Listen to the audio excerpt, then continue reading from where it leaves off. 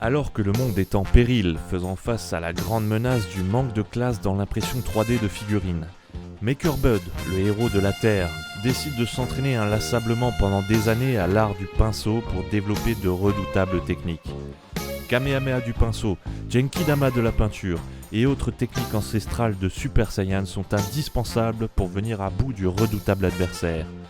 À présent que toutes ces techniques sont maîtrisées, MakerBud en diffuse des secrets via sa chaîne YouTube pour que tous les habitants de la Terre puissent eux aussi devenir de Super Saiyan du pinceau et venir à bout des figurines les plus difficiles à gérer. Grâce à la force des tutos de MakerBud et sa capacité à dénicher de superbes modèles 3D dans l'immensité d'Internet, il accompagne les habitants de la Terre dans leur quête de figurines avec un maximum de classe. Alors préparez vos pinceaux, l'épisode d'aujourd'hui commence maintenant. Et voilà, va enchaîner toi après cette intro. Alors j'ai vraiment trippé à faire cette intro. En plus, faire des figurines DBZ, ça me hype chaque fois. Donc là, je vais te montrer, il est là, hein, le beau bébé, 30 cm de haut quand même. Magnifique. Bon, j'avoue, tu la vois pas super bien, mais je la mets derrière et je te mets des images par la suite. Tu la verras avec une lumière beaucoup plus illuminante. Voilà, donc comme je te disais, DBZ hyper hypé, et en plus quand j'ai vu cette version Shogun de Gogeta, j'ai littéralement saigné du nez. Bouncy, bouncy, bouncy, bouncy. Alors aussi, merci beaucoup pour vos retours sur les dernières vidéos, beaucoup de commentaires, beaucoup d'échanges intéressants et pas mal de nouveaux abonnés. Merci et bienvenue les gars. Si mon travail te plaît, que ce soit la peinture, les vidéos, l'impression 3D, l'ambiance, tout ce que tu veux, n'hésite pas à t'abonner, ça t'aidera aussi avec mes petits conseils. Bon, déjà que la figurine est, on l'a vu, super classe, je vais te montrer comment la peindre avec une technique un peu particulière. Pour résumer, je citerai le proverbe d'un grand ancien: pour une peinture qui assure, dilue bien ta peinture. C'est vraiment le premier conseil que je peux te donner pour bien commencer dans ton projet peinture, c'est de diluer correctement ta peinture acrylique. Généralement, on dit qu'il faut qu'elle ait la consistance du lait, qu'elle soit diluée pour avoir un peu l'aspect du lait. C'est un peu abstrait, va prendre du lait dans ton frigo, tu regardes. Moi, généralement, je suis au minimum sur une dilution de 2 à 3 gouttes d'eau pour une goutte de peinture, et là sur la technique que je vais appliquer là, on est sur de la grosse dilution, vraiment du liquide. Donc c'est ce qu'on appelle peindre avec des glazes ou de glazing, la peinture au glaze. Le but c'est de diluer assez pour appliquer de la peinture qui a une teinte, c'est vraiment un aspect de transparence. C'est plus de la peinture, tu viens teindre en fait tes surfaces. Je te conseille d'essayer, mais au début, tu iras peut-être pas jusqu'à ce niveau de dilution là que tu vas voir après en vidéo. Surtout que c'est très frustrant au début parce qu'il faut souvent repasser sur ces surfaces pour qu'elles soient bien lisses comme peintes à l'aérographe, pour qu'il n'y ait vraiment aucune trace de pinceau, de passage du pinceau. Mais bon, tout l'intérêt de cette peinture au glaze, c'est de la combiner avec une autre technique qu'on appelle le pré-shading, le pré-ombrage. Donc préparer ta figurine avec des ombres avant de la peindre. Tu vas créer des lumières très contrastées avec des bombes de peinture noires et blanches. Noire pour la base, et chaque fois que la lumière frappe une surface, mettre donc de la bombe blanche pour créer artificiellement des lumières. Et ensuite tu viens déposer tes layers, donc les layers c'est tes couches de peinture, donc par transparence tu vas garder les ombrages que tu as précédemment préparés sur ta figurine.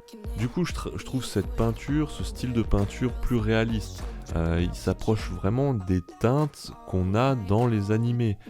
Ça donne vraiment un aspect crayonné, comme si on avait mis en couleur des planches de manga ou de BD. Enfin, c'est vraiment presque un rendu papier en fait. Alors, on va pas se fâcher, je le précise tout de suite, je vois plein de mecs qui font des choses magnifiques dans tous les styles, et j'aime aussi voir des couleurs soutenues, hyper soutenues, et flashy sur une figurine. Mais bon, là j'ai vraiment trouvé le style qui me plaît et que j'ai envie de bosser, et si ça plaît à d'autres et que ça peut les aider avec ces quelques petits conseils à améliorer leur niveau et à aller vers ce genre de choses, ben c'est tant mieux. Je te mets les fichiers STL, un lien vers les fichiers STL pour toute la série Shogun, hein. Donc il y a Gogeta, Vegeta, Goku et Trunk.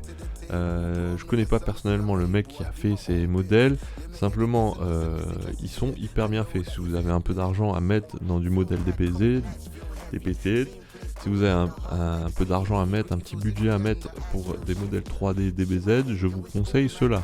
Allez-y les yeux fermés. Donc vous l'aurez compris, il faut prévoir le budget modèle 3D pour réaliser ce projet, mais il faut aussi prévoir un budget peinture. Donc là je vous mets en vidéo toutes les peintures que j'utilise. On l'a vu dans une précédente vidéo, il y a plusieurs teintes de chacune des couleurs pour pouvoir assurer en fait un maximum de réalisme et d'ombrage, de contraste dans notre peinture. Conseille aussi d'investir dans un médium pour diluer les peintures métalliques. Ça fait vraiment une grosse différence et ça permet une dilution avec ce genre de pigment qui est juste magnifique.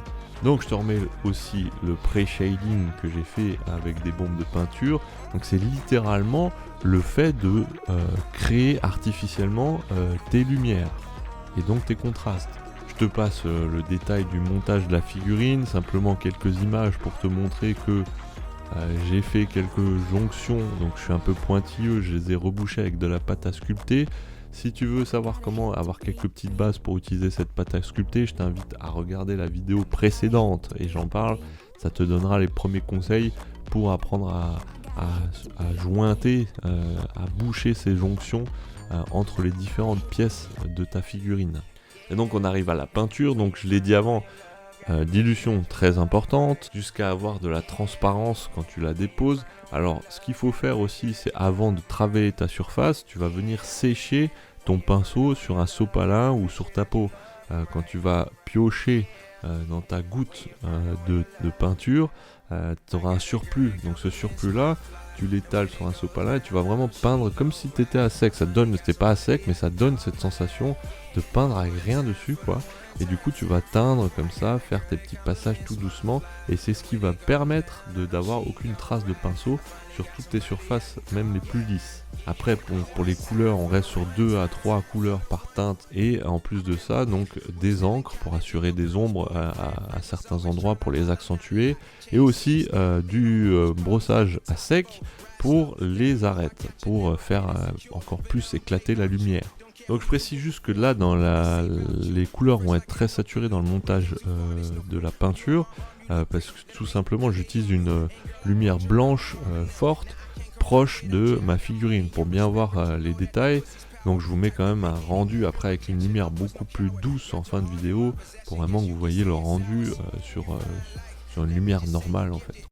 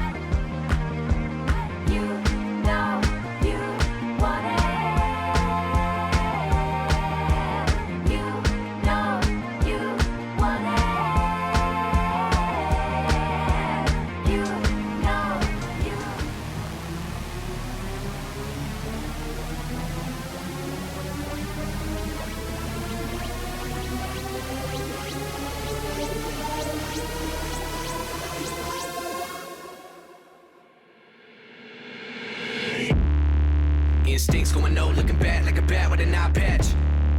All black through the woods with a backpack and a lit match. Spark one time, get the whole city looking like a dark shade of orange when I burn it down. What it is, what it do, whole clique getting live on the talk of the town. Lemon City had a mouth and it wouldn't shut up. On a hunt for a crown, when I get it, I'ma burn it, cause nobody in the game right now even deserve it. What I need a crown for anyway, I should have a halo the way that I made a penny turn to gold. And a penny for your thoughts, I bet a penny for your soul. You know you want the riches and the money and the fame, so take a bite of the fruit if you choose. Let the juice drip down, then wait to a pie full of gold. In a house up on a lake, 10 holes on the grapes, new clothes, and a row full of J's and a lemon in the garage. Looking like a zoo in here, whole crew in here. What it do in here? Think I lost my mind. Loose screw in here, then I walk outside. And everybody looking at me while I got them all in my sights. Picking them off, taking them out, looking like daylight in the night. And I'm killing so many if they really wanna get involved. And everybody falling from the elevator, now I'm Bray Rice in this. It's like I'm rice and take a bite, it's nice. And I have a nice time with it. By the time that it finds the way to the right side, it... Et donc nous voici en possession d'une figurine on ne peut plus classe. Alors je continue la version, les versions DBZ Shogun, toute la gamme avec Vegeta. Alors parce qu'on me l'a très justement fait remarquer en commentaire, c'est qu'on le voit pas souvent. Et j'ajouterai quand même Vegeta, prince des Super Saiyans, le respect. J'espère que la vidéo t'aura plu et que ça t'a apporté des connaissances nouvelles pour t'améliorer dans ton niveau de peinture. Comme d'habitude, n'hésite pas à mettre des questions en commentaire, j'y répondrai avec plaisir, ainsi que mettre des suggestions de figurines que tu as envie de voir sur la chaîne. J'ai encore beaucoup de sujets à couvrir et aussi j'aimerais répondre plus en détail à des questions qui m'ont été posées en commentaire. Donc en faire des vidéos pour répondre. Si vous avez apprécié mon contenu, n'hésitez pas à vous abonner et à liker. Quant à moi, je retourne à mon entraînement de Super Saiyan.